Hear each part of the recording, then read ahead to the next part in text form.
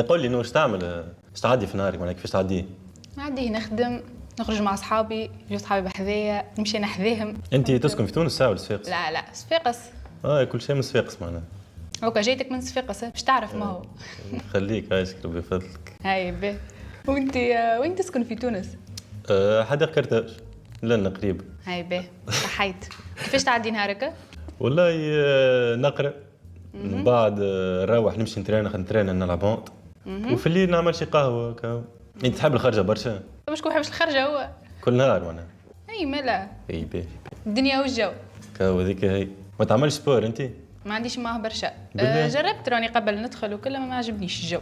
جيت قبل صفاقس. والله جيت لعبت الغادي كاو ما نعرفش صفاقس الجبل، مشيت للشحيه وقرمدك انت تعرف.